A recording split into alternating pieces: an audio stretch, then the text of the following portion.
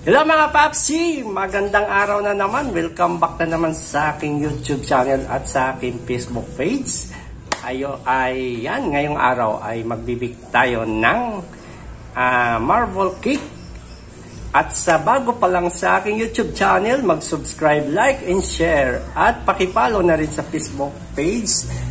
Ay sa mga nais din na gumawa ng ganitong tinapay ng ating marble cake na tulad ng gagawin ko ngayon, ay manood lang sa aking YouTube channel at sa Facebook page para makuha nyo rin ang ganitong paggawa ng tinapay na marble cake kung paano natin gagawin. At ang ating mga ingredients ay nandito rin sa ating video. Ipopost ko na lang. Kaya ito ay maganda sa gawing pang negosyo talaga mga Papsi. Kaya sa nais na gustong gumawa ay manood lang. Sa aking video ay nandoon ang ating mga recipe na nakapost. Kaya ano pa hinihintay natin mga Papsi? Umpisahan na natin ang paggawa ng marble cake. Okay? Please subscribe to my YouTube channel Richard Vlogs TV. So ngayon mga Papsi, ito na yung ating mga ingredient. Naka-ready na. At ito mayroon tayong kalahating kilo na wash sugar. Ayan. Welcome back to my YouTube channel Richard Vlogs TV. Please subscribe YouTube channel. Thank you for watching. Don't forget follow, like, and share Facebook page. Dahil magagawa nyo rin ito ang ginagawa ko kapag ito ay ginaya nyo. Yan. So kalahating can na mantika. Tapos, ang ating sunod ay tubig. Ayan. So,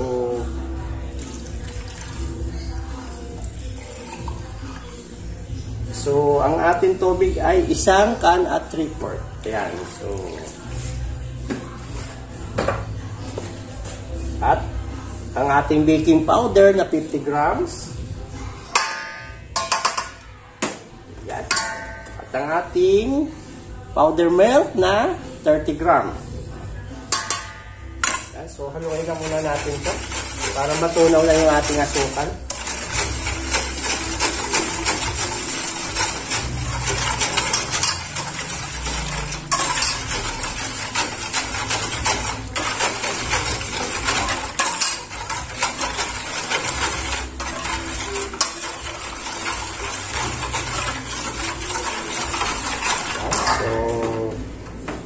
Next natin gagawin, ito ay ang ating asin. Yan, yung ating asin ay ganito lang kadami.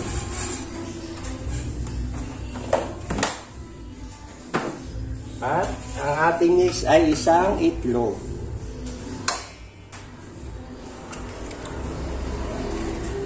Yan, so halo-halo lang.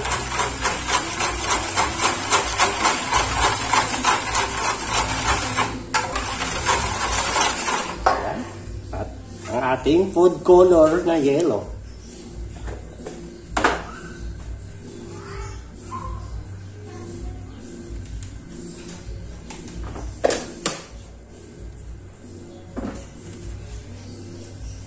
At ibap milk. So 2 takal na ganito ang ating ibap milk.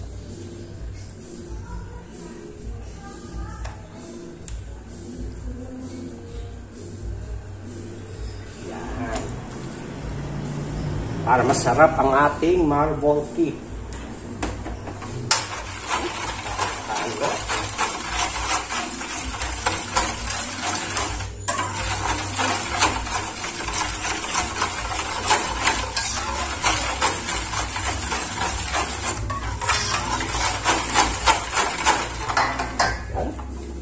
At mayroon tayong vanilya. 1 takip lang ng ating vanilya. Ayan. So, 1 takip lang yung ating vanilya. Ayan. At mayroon tayong margarine. Please subscribe to my YouTube channel Richard Vlogs TV.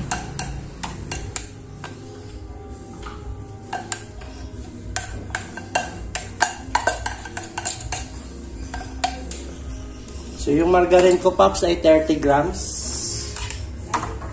Yan. So, haluin lang natin.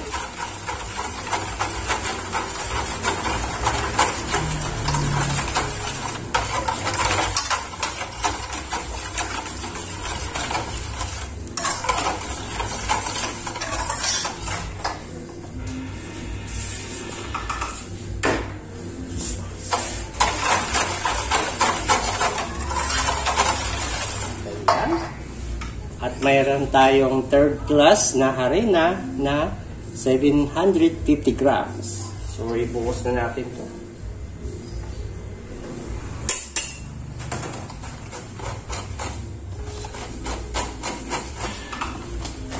So, halo-haloin lang natin to.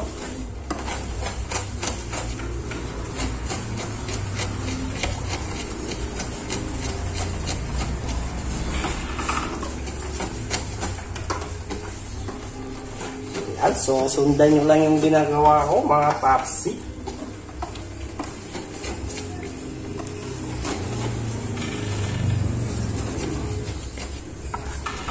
Yan. So, haluin na natin to hanggang sa matunaw.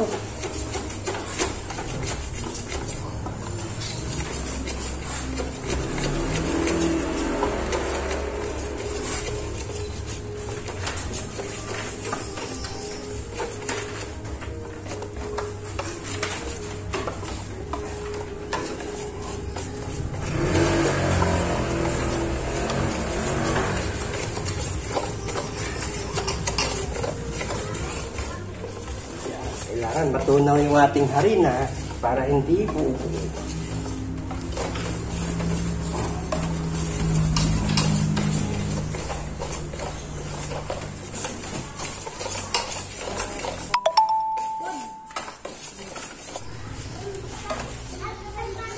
Ito na.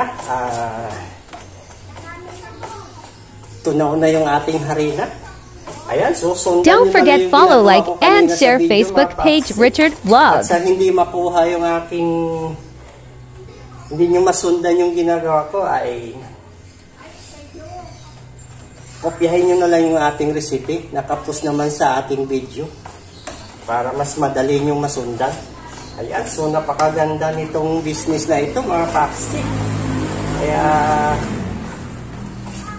pwedeng-pwede talaga ito pagkakitaan. Kaya konting tiyaga at sipag lang para kumita ng extra. Yan. So, okay na ito. Ayan. So, ito na yung ating marble cake. Ayan. Ito na yung itsura. At ngayon ay maglagay lang tayo ng 2 takal dito. Ito yung pangkulay natin sa ibabaw niya mamaya, no? Lalagyan natin ng kulay.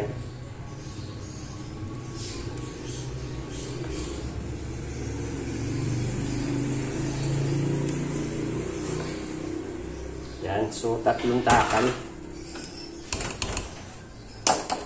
Sinutin lang natin.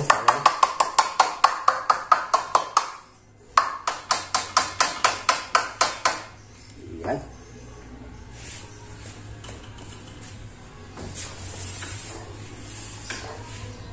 Yan. So itong hiniwalay ko ay lalagyan natin ng chocolate flavor.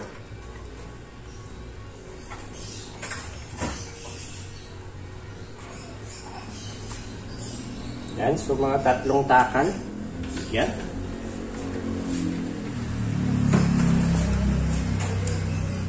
So, haluin lang natin to para maging chocolate.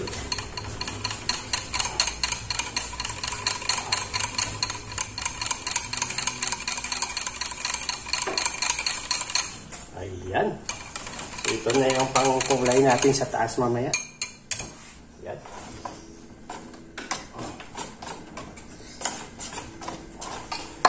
Ayan. So, itabi lang muna natin to at kumuha tayo ng lanera. Yan. So itong dito natin ilalagay itong ating marble cake, no, sa itong lanera. At i-sure lang natin na mayroong large tayong nilagay para hindi dumikit. At haluan nyo na rin ng konting mantika ang ating large para sure talaga na hindi siya didikit. Ayan. So ngayon ibubuhos na natin dito.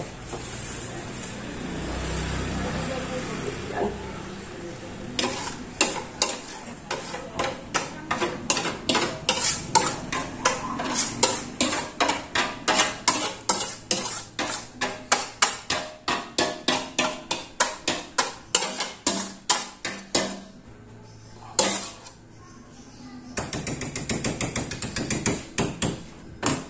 Yan, susimutin lang natin, sayang.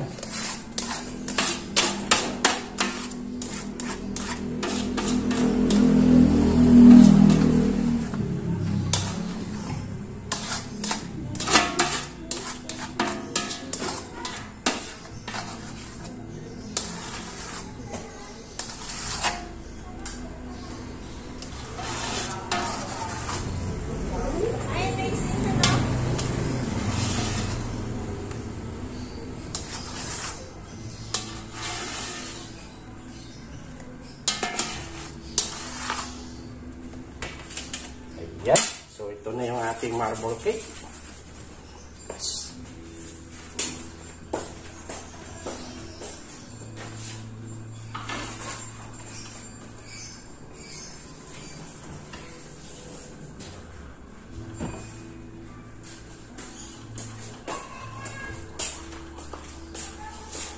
Ayan. So, yung hiniwalay ko kanina na ginawa kong chocolate.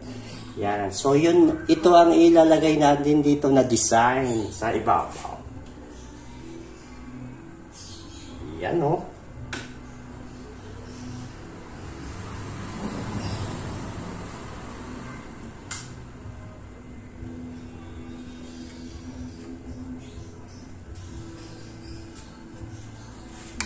Yan.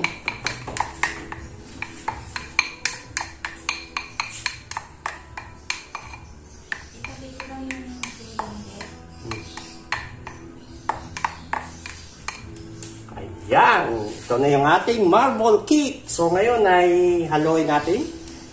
Ganun lang yan mga papsi ang paggawa. No? Simple-simple lang at mabilis lang gawin. Kaya konting tiyaga lang at sipag. At ito ay magagawa nyo rin pag nais nyo gagawin. Basta sundan nyo lang ang aking ginagawa. No? At pakipalo na lang din sa ating YouTube channel at Facebook page para marami pa tayong pag-uusapan tungkol sa ating mga tinapay. Kaya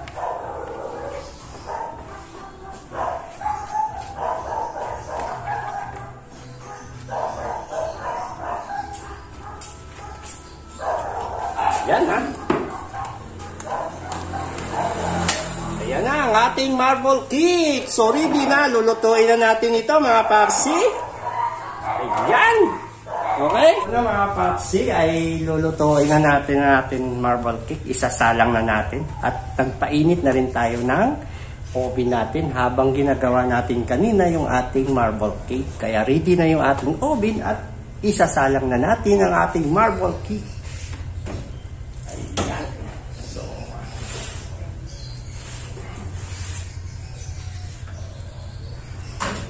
ayan. So, sa ilalim na muna natin ilagay.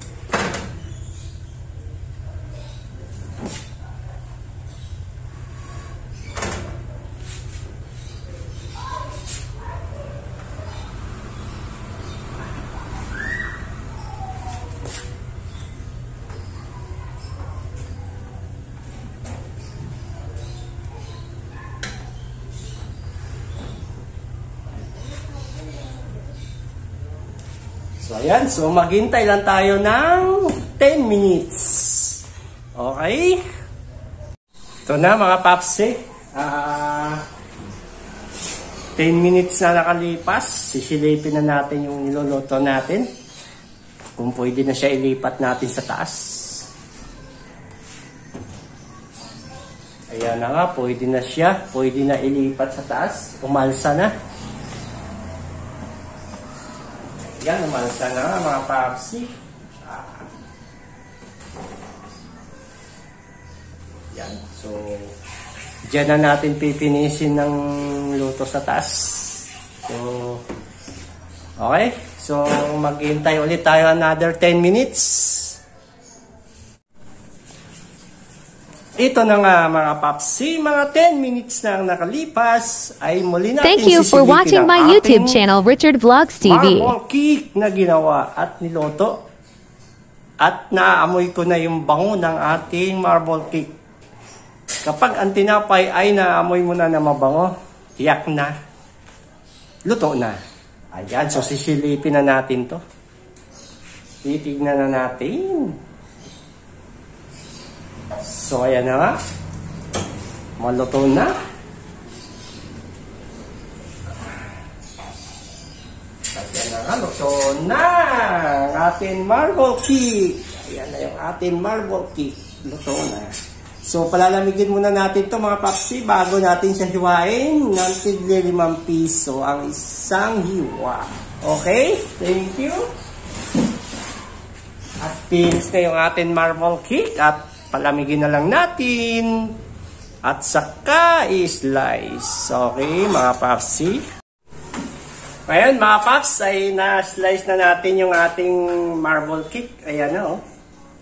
Ito na yung ating marble cake. Napakasarap. Ayan. So, 5 piso ang isang slice nito. Ayan, oh. Yan, ang ating marble cake. Yummy, yummy. Lambot. Super lambot. Parang mamon lang siya. Yan. Sarap, mga paps. So,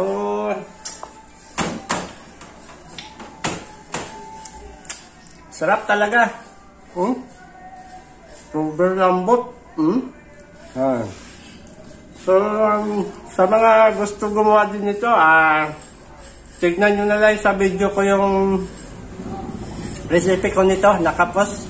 At pa-follow na lang sa aking Facebook page at subscribe sa YouTube channel ko para marami tayong matututunan doon sa paggawa ng tinapay. Kaya, thank you mga papsi.